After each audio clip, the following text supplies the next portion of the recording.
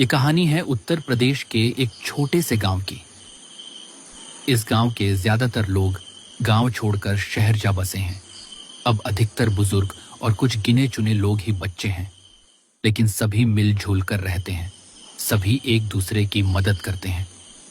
गांव में सभी के ज्यादातर मिट्टी के ही घर हैं और यहाँ की सड़कें भी मिट्टी की ही बनी हैं।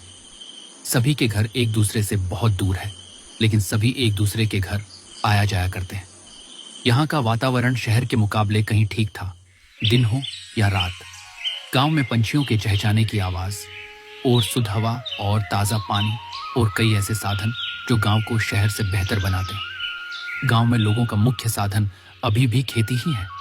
लाइट चले जाने के बाद सभी अपने अपने घरों में दिया या फिर मोमबत्ती जलाया करते हैं।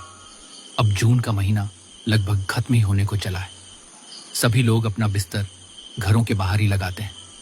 इसी गांव में मंगरू काका की एक चाय की दुकान थी, जिस पर अक्सर बुजुर्ग और कुछ लोग चाय पीने आते थे। रात के 7 बज चुके थे। मंगरू काका की दुकान पर राजू काका और हरिया चाचा बैठे हुए हैं। और भैया मंगरू, कैसी चल रही है दुकान? अरे राजू काका, ठीक ही चल रही है। अब समय बदलता जा रहा है। पहले दुकान पर कई सारे लोग और बुजुर्ग आया करते थे और देर रात तक बातें करते थे और अपनी अपनी किस्से कहानी सुनाते थे और चाय पीते थे, जिससे मेरी दुकान भी अच्छी चलती थी। अरे हाँ मंगरू, अब वह समय जा चुका है। आधे से ज्यादा लोग शहर जा बसे हैं। और तुम सुनाओ हरिया, कैसा चल रहा है तुम्हारा कारोबार? अब क्या सुनाएं? इस बारिश में सारा धंधा बंद पड़ा है, लेकिन अपने खाने लायक तो बंदोबस्त हो ही जाता है। इसी तरह काफी समय तक वो सब आपस में बातें करते रहते हैं। अब बारिश भी शांत हो चुकी थी, तभी मंगरू की दुकान पर 2 लोग और आते हैं। अरे मंगरू काका, 2 कड़क चाय लगाओ, एक मेरे दोस्त के लिए और एक मेरे लिए। इस ठंडे बारिश के मौसम में यहाँ चाय की टपरी पर बैठकर चाय पीने में और थोड़ी गपशप करने में जो मजा है वह और कहीं नहीं है भैया। बिल्कुल ठीक कहा बेटा तुमने। आओ बैठो और चाय का आनंद लो। अरे राजू काका, आप भी यहाँ हो, मैंने तो आपको देखा ही नहीं। चलो, इसी बहाने आपसे भी थोड़ी बातें हो जाएंगी। और बताओ राजू काका, आपका काम धंधा कैसा चल रहा है? अरे बेटा क्या बताऊं, इस बारिश ने तो सभी का हाल बेहाल कर रखा है। जो भी फसल थी सभी बारिश में नष्ट हो गई। अब खेतों में थोड़ी बहुत सब्जियां लगाते हैं और उन्हें बाजार बेचकर ही हमारा घर चल पाता है। अरे काका, चिंता मत कीजिए। जीवन में उतार चढ़ाव तो होते ही रहते हैं। जीवन को खुलकर आनंद के साथ व्यतीत करना चाहिए। ठीक कहा बेटा तुमने। हमें अपनी शेष बची जिंदगी को हंसी खुशी से जीना चाहिए। धीरे धीरे रात बढ़ती जा रही थी। मंगरू काका की चाय में तो स्वाद ही कुछ अलग है, मानो एक घूंट पीते ही जिंदगी के सारे कष्ट समाप्त हो गए हों। इसी स्वाद के लिए तो हम मंगरू की दुकान पर आते हैं बेटा। राजू काका, हमने आपके बारे में बहुत सुना है कि आपके साथ हकीकत में कई बार विचित्र घटनाएं घटी हैं। क्या वह सब सच है? हाँ बेटा, मेरे साथ हकीकत में कई बार डरावनी घटनाएं घटी हैं। क्या तुम वह सुनना चाहोगे? अरे हाँ काका, बारिश के इस ठंडे मौसम में यहाँ चाय की टपरी पर बैठकर चाय पीने में और आपकी डरावनी कहानी सुनने में तो और भी ज्यादा मजा आएगा। अरे हाँ काका, जरूर सुनाओ, बहुत मजा आएगा। चलो फिर, तुम इतनी जिद कर ही रहे हो तो मैं तुम्हें अपने साथ घटित एक डरावनी और विचित्र कहानी सुनाई देता हूँ। कहानी है आज से ठीक 30 वर्ष पहले कि जब मैं गांव से कुछ दूर शहर में एक दफ्तर में काम करता था। रेलवे स्टेशन पर आखिरी ट्रेन आई।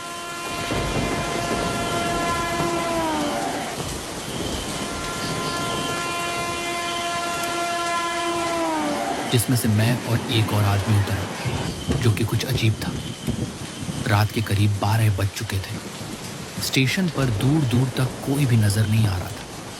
ये तो जाहिर था कि इस वक्त स्टेशन पर कोई भी ऑटो रिक्शा नहीं मिल सकती। मेरा घर स्टेशन से काफ़ी दूर था। पैदल जाने में लगभग 1 से 2 घंटा तो लग ही जाता। मेरी नई नई नौकरी लगी थी, जिस कारण मुझे इतनी मेहनत करनी पड़ रही थी। फिर वह आदमी जो ट्रेन से मेरे साथ ही उतरा था, वो पैदल ही आगे बढ़ना शुरू कर दिया। मैंने पीछे से आवाज लगाई, अरे भाई साहब रुकिए, आप कहाँ जा रहे हो? अरे भाई, यहाँ खड़े रहने से तो बढ़िया ही है कि मैं पैदल ही अपने घर पहुँच जाऊँ। भले ही थोड़ा समय लगे, लेकिन यहाँ रुकने से तो अच्छा ही है। मेरा गांव श्यामपुर यहाँ से लगभग 10 किलोमीटर दूर है। और आपको कहाँ जाना है? अरे भाई, जाना तो मुझे भी श्यामपुर ही है, पर श्यामपुर का ये रास्ता तो जंगल से होकर जाता है ना। पैदल इतनी दूर अंधेरी रात में जाना क्या ठीक रहेगा?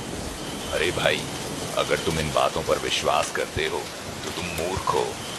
मैं तो इन बातों पर बिल्कुल भी भरोसा नहीं करता। तुम्हें भी श्यामपुर ही जाना है तो चलो, फिर मेरे साथ दोनों साथ मिलकर चलते हैं। वो व्यक्ति ये बहुत बोल तो रहा था, लेकिन मेरा उस व्यक्ति पर विश्वास करना मेरे लिए सबसे बड़ी भूल हो गई। मैंने उस व्यक्ति की बातों पर विश्वास कर लिया और उसके साथ गांव जाने के लिए हाँ कर दी। चारों तरफ अंधेरा ही अंधेरा, आसमान में बिजली कड़कने के साथ एक अलग ही सन्नाटा था। बारिश भी धीरे धीरे अपनी रफ्तार बढ़ा रही थी। बारिश की बूंदें भी अब बदन पर सुई चुभना सा लग रही थी, पर हम दोनों आगे बढ़ते ही चले जा रहे थे।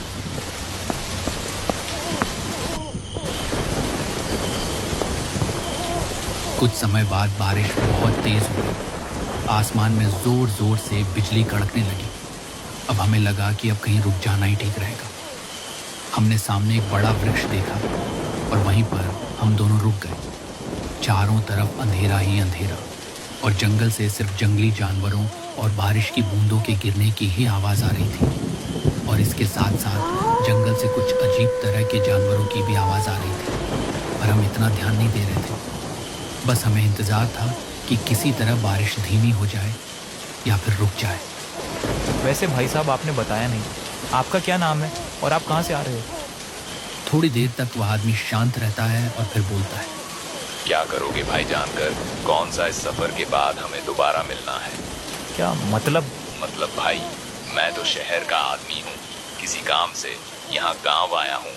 कुछ समय बाद मैं यहाँ से चला जाऊँगा। अब इतने कम समय के लिए मुलाकात करने से क्या फायदा? ठीक है, मत बताओ, पर ये तो बता ही सकते हो कि तुम यहाँ किस काम के लिए आए हो। मैं यहाँ से किसी को अपने साथ ले जाने आया हूँ। अच्छा चलो ठीक है। लगभग आधा घंटे बाद बारिश भी शांत हो चुकी थी। हम दोनों फिर से आगे बढ़ने लगे।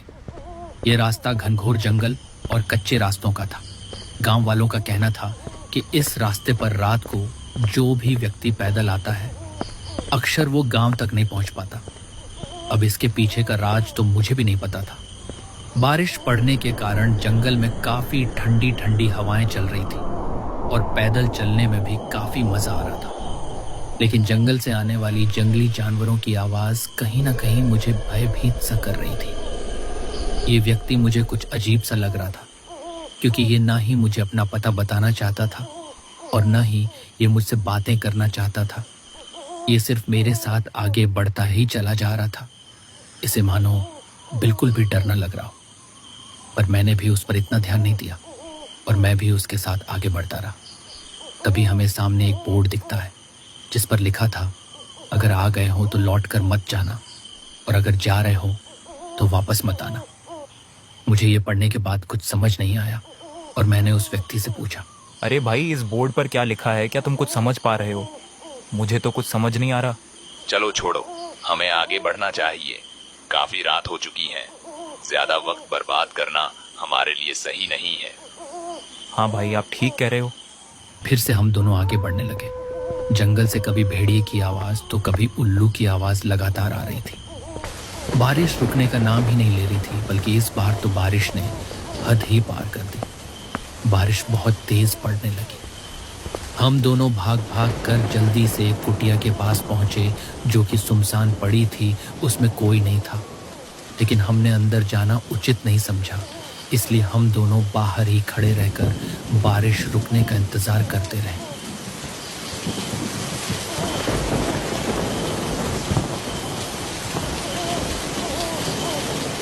थोड़ी देर बाद ही जंगल से अजीब अजीब आवाजें आने लगी, मानो कभी किसी औरत के रोने की तो कभी किसी बच्चे की रोने की। मुझे यह सुनकर काफी डर लगने लगा और मैंने उस व्यक्ति से पूछा, अरे भाई, क्या ये सब आवाजें सुनी तुमने?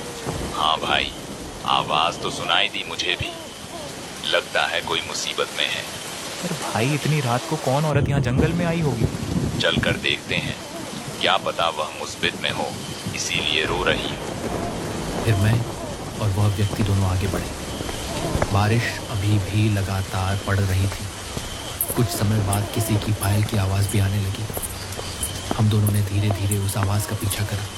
चारों ओर जंगली जानवरों की आवाज़ और काला अंधेरा और बिजली की आवाज़ के साथ साथ ये सभी आवाज़ें मुझे कुछ ठीक नहीं लग रहा। मैंने उस व्यक्ति से कहा, अरे भाई साहब, मुझे ये सब कुछ ठीक नहीं लग रहा, हमें यहीं रुक जाना चाहिए। कुछ देर तक उस व्यक्ति का कुछ जवाब नहीं आया और जब मैंने पीछे मुड़कर देखा तो वह व्यक्ति कहीं नहीं था। ये देखकर तो मेरी रूह कांप गई। मुझे बहुत डर लगने लगा।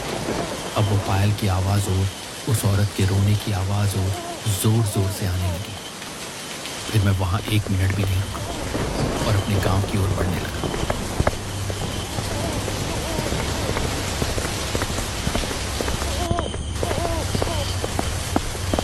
अब वह सब आवाज़ें शांत हो चुकी थी। मैं अपने तेज़ कदमों से आगे बढ़ते जा रहा था। तभी सामने फिर से मुझे वही अजीब बोर्ड दिखता है जो कि मुझे शुरुआत में दिखा था। मैं ये देखने के बाद अचंभित रह गया, क्योंकि जो बोर्ड जंगल के शुरुआत में था वो जंगल के इतने अंदर आने के बाद दोबारा कैसे आ गया। मुझे अब सच में बहुत डर लगने लगा। थोड़ी देर बाद फिर से उस औरत के रोने की आवाज़ आने लगती है और लग रहा था कोई मुझे मेरा नाम लेकर पुकार रहा हो।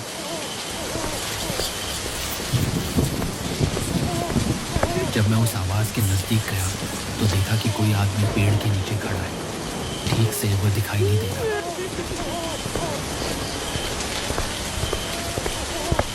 जब मैं और नज़दीक गया और देखा तो वह वही आदमी था जो मेरे साथ था। मैंने पूछा, अरे भाई, कहाँ खो गए थे और अब यहाँ औरत की आवाज़ में क्यों रो रहे हो? तभी वह जोर जोर से हंसने लगता है।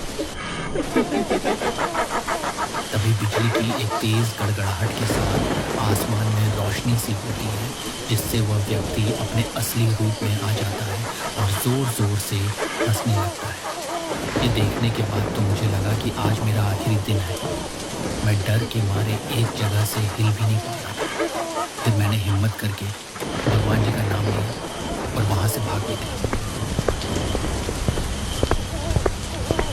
मैं अपनी पूरी जान लगाकर वहाँ से भाग रहा था। मेरे पास इस समय भगाने के अलावा और कोई दूसरा रास्ता नहीं था। मैं भागते रहा। अचानक से मेरी आंखों के सामने काला अंधेरा छा गया। सुबह जब मेरी आंखें खुली तो मैंने देखा कि मैं रेलवे स्टेशन पर पड़ा हुआ था। मुझे कुछ भी समझ नहीं आ रहा था। मैं वहां से तुरंत ऑटो पकड़कर अपने घर वापस आ गया और फिर मैंने कभी भी उस दफ्तर में रात की ड्यूटी नहीं की और आज भी मैं उसे स्टेशन पर रात को जाने से बहुत डरता हूँ। उस दिन के बाद मैं रात को ना ही उस स्टेशन की तरफ गया और ना ही रात की ड्यूटी की।